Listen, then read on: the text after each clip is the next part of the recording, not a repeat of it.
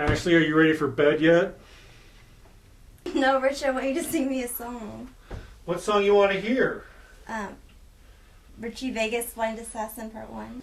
Oh, Ashley, you always want to hear that. Wouldn't you rather hear Lot Lizard Lolita? You know, Lot Lizard Lolita at 38, so young and free. Lot Lizard Lolita, put down the mic and pick up me. Oh, all right, Blind Assassin it is.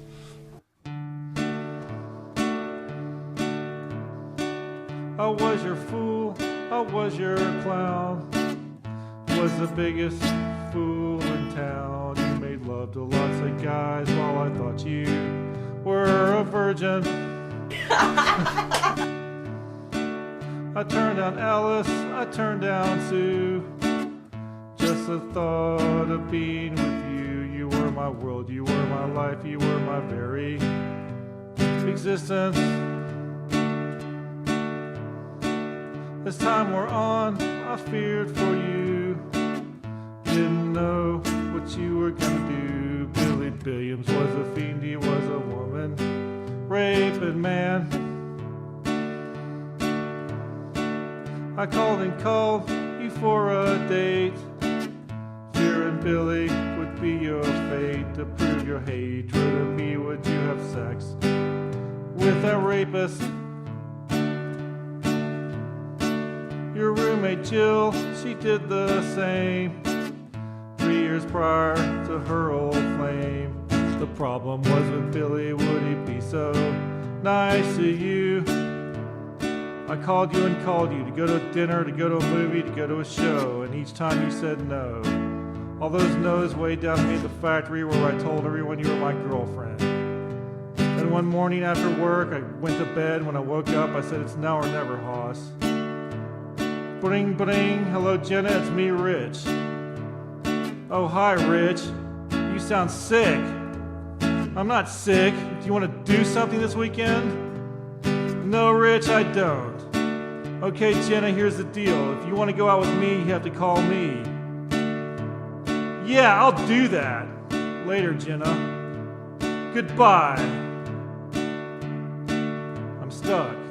On that day, my world caved in. Where I went wrong, I couldn't comprehend. At least it was over and I could try to forget the past. 2 weeks later, I saw you out. You were nice, so I couldn't shout, but I spoke harsh words and then I quickly walked away. 1 week later, I saw you again. Little Miss Snotty through the nightclub den. Decided then and there that the nightclub was your turf. I decided to give you your space and give myself time to heal. Wasn't gonna walk down your street, wasn't gonna call you on the phone, wasn't gonna visit you at your job, and sure as heck wasn't going to that dingy old club.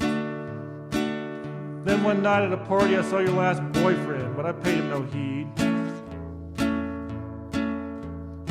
I also ran into Gil Wilson, an old school chum of mine. He was going on about how we went way back to kindergarten, and then he comes out with, let me ask you this then, are you still having encounters with your mind? Please, oh Gil, just go away. You're on the street with no place to stay. I don't care about the nature of these silly things you have to say. The days that followed, I thought about you, I thought about that party, and I thought about Gil. He sure was acting funny. What was he on about? What was he hinting at? Well, to make this long story shorter, based on my conversation with Gil, even though he never mentioned you by name and I never mentioned you by name, I knew I had to make things right with you. I had to make things right with the apple of my eye, get on my white horse and do it one more time.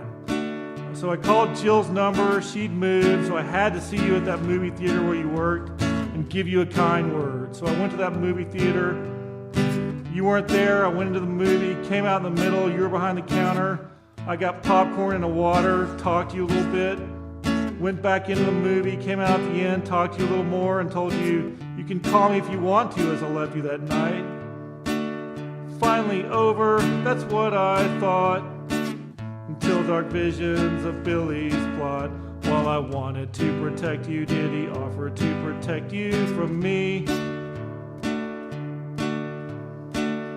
Those kind words, they saved the day.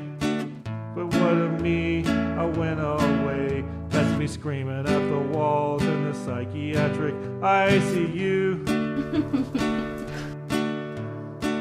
While out on leave, I went with Bob to see you work at your old job.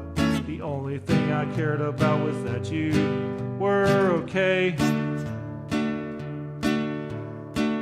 Months later, bottom did finally hit, and I decided that I wanna live. These pills stop the voices while the wine knows that I don't care. That next summer, I saw you again. Little Miss Snotty, just like way back when. If ignorance is bliss and you're the happiest girl in town. I'd ask around about them days. A couple of months after my initial hospitalization, I call up our buddy Sam and 1 o'clock Saturday night and ask him flat out, Sam, was I hired by my karate teacher to assassinate Billy Billiams? Sam seemed to think I was delusional. Well, bottom did finally hit. It's not fun finding out you're crazy. My friend Bob said that what I experienced was like a dream, except that I was awake. Well, I went away again for a while. Came back that next summer, ran into Gil Wilson in the parking lot, and I asked him about that conversation at that party, and he couldn't recall much of anything. Certainly nothing about another narc. So, I don't know. And Billy Billiams, well, when I called Sam that night, he also told me that Billy Billiams had broken up with his girlfriend and moved out of town that same summer I went to the hospital over you. Then one night, 4 years later, in the fall of 1996, Bob and I were hanging out at that dingy old club. The band had come off and the place was letting out when who should walk by? Why, it's your old roommate, Jill. Looked at Jill, she looked away. First time I'd seen her since them old days. But what's that look upon her face? Did someone punch her in the tummy? Now that one time was the only time anybody behaved strange, and it seemed to center around that whole year I pursued you and how it wound up in that movie theater and what happened before and what was going on besides that. Well, I'd have let go a long time ago, but let me tell you, just as for instance, the curious case of Joey Ned. Remember Joey Ned? He used to work at GM Steakhouse along with you, I, and Billy Billiams, all of us at various times.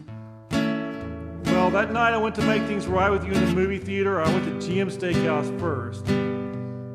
Joey Ned was behind the counter, and I got a Dr. Pepper, and he pours me my Dr. Pepper, and I'm about to give him money for it, and he shakes his head in kind of an offhand way and says, no money. So I thank him for it, give him the money I was going to give him for the Dr. Pepper, put it in the tip jar, go off, make things right with you. In the days that follow, I have dark visions of Billy's plot, and hey, what was Joey Ned on about no money? Was he talking about in some sort of out of context way about how Billy Billiams had been seen courting you at GM Steakhouse and how he's going to have you without money unlike your last boyfriend? So I wanted to check that out. So I went to GM Steakhouse maybe a week and a half, 2 weeks after our encounter in that movie theater. I'm losing it pretty bad, but I go over and look at Joey Ned, and look at him. He's got his hair sticking straight up, and he's got these bulging catatonic eyes and this silly lobotomized grin. He's sitting over there on break, and I go, I don't even think to say, hey, Joey Ned, you look like you see a nuclear blast and you really like it. That was par for the course of me in them days, and so I knew it was up. And so yeah, a few weeks after that, I went away, got out, crashed again, went away again.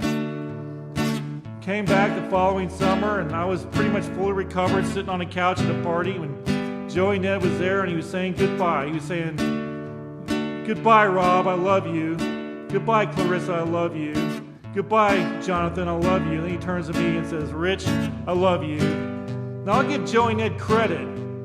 Given the chicken shit way people do things nowadays, that's pretty much the closest thing I ever had to a pat on the back for the way I handle myself with you. I'm not the fucking Lone Ranger, you know.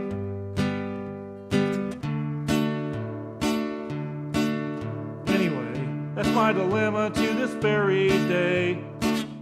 I don't care what those doctors say. Your smug little reality ain't got a thing on me. That's the end of Richie Vegas, The Blind Assassin Part 1. I'm still working on Part 2, which gets really weird. Until then, I bid you adieu. Adieu, adieu.